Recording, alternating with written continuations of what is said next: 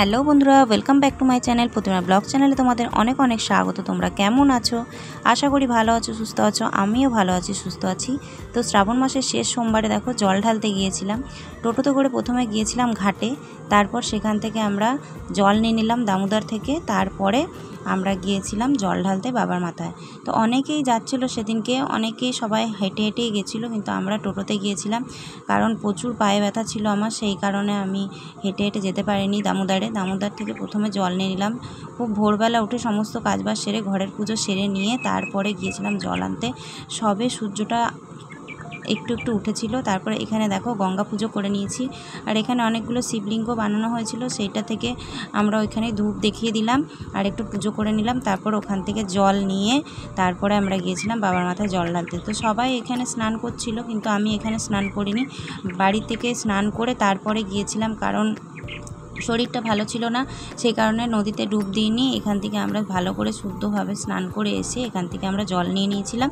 জল নিয়ে তারপরে বাবার মাথায় জল ঢালতে গিয়েছিলাম। প্রতি সোমবারে সোমবারে গোটা শ্রাবণ মাসটাই আমি ঘরে জল ঢেলেছি। লাস্ট সোমবারে গিয়েছিলাম বাবার মন্দিরে জল ঢালতে। তো প্রথমে আমরা আকন্দ ফুল পাইনি, কিন্তু বাবার কৃপায় দেখো এখান থেকে আমরা আকন্দ ফুলও পেয়ে গেছিলাম। এখান থেকে আকন্দ ফুল তুলে নিয়ে আমরা সোজা চলে গেলাম একদম বাবার মাথায় জল ঢালার জন্য। যাওয়ার সময় আমরা কিছুটা গিয়েছি টোটোতে আর কিছুটা হেঁটেই গিয়েছিলাম। তো এইখানটাতেও কতগুলো আকন্দ ফুল ছিল, সেখান থেকেও তুলে নিয়েছিলাম কতগুলো আকন্দ ফুল। তারপরে হেঁটে হেঁটে আমরা গেলাম বাবার মাথায় জল ঢালার জন্য। আমাদের বাড়ি থেকে অনেকটাই দূরে মন্দিরটা, কিন্তু তাও যারা অনেক দূরে দূরে যায় তাদের চাইতে অনেক কাছেই মন্দিরটা। এই মন্দিরে অনেকবার আমি ভিডিও করেছি। এই দেখো এই ব্রিজটা, আমাদের গ্রামের ব্রিজ এটা, এই ব্রিজটা পার করে তারপরে যেতে হয় মন্দিরে। ওইখানে চণ্ডী মন্দিরও আছে আর শিব মন্দিরও আছে। তারপরে আমরা এই দেখো মন্দিরে চলে এসেছিলাম। মন্দিরটা পুরো ফাঁকাই ছিল, কারণ সোমবারে শেষ সোমবারের আগের সোমবার যেটা ছিল সেই সোমবারে এখানে সবাই জল ঢেলেছে, আর শেষ সোমবারে অন্য আরেকটা মন্দিরে সবাই জল ঢেলেছে, আর আমি এইখানে জল ঢালবো বলে চলে এসেছিলাম। তারপরে দেখো সুন্দর করে ঘি মধু মাখিয়ে তারপরে বাবাকে স্নান করিয়ে নিলাম। তারপরে পুজোটা সুন্দরভাবে আমি, আমার ননদ, আমার ভাগ্নি তিনজনে মিলে একসাথে গেছিলাম। তারপরে আমার দেওর আর আমার যা পাশের বাড়ির ওরা সবাই গিয়েছিল।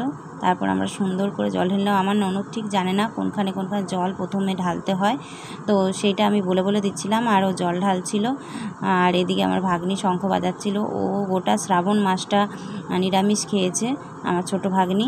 তারপরে এই দেখো এই মন্দিরে আমরা জল ঢেলে সুন্দর করে পুজো করলাম। ফাঁকায় ফাঁকায় বেশ সুন্দরভাবে পুজো করেছিলাম। অন্ধকার থেকে উঠে তারপরে সমস্ত কাজবাজ সেরে নিয়ে তারপরে পুজো করতে গিয়েছিলাম।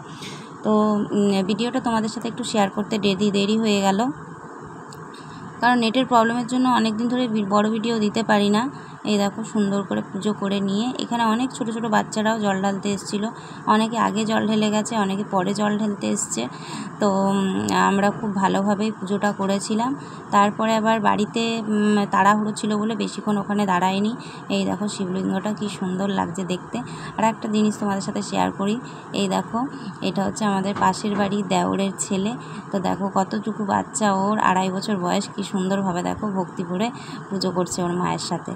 আর তারপরে এই দেখো এই ছোটো ছোটো বাচ্চাগুলো অনেক দূরে, ওই যেখানে আমরা জল আনতে গিয়েছিলাম সেখানে এরাও জল আনতে গিয়েছিল। জল এনে দেখো ভক্তি ভরে কি সুন্দর পুজো করছে। তো ভিডিওটা কেমন লাগলো অবশ্যই কমেন্ট করে জানিও।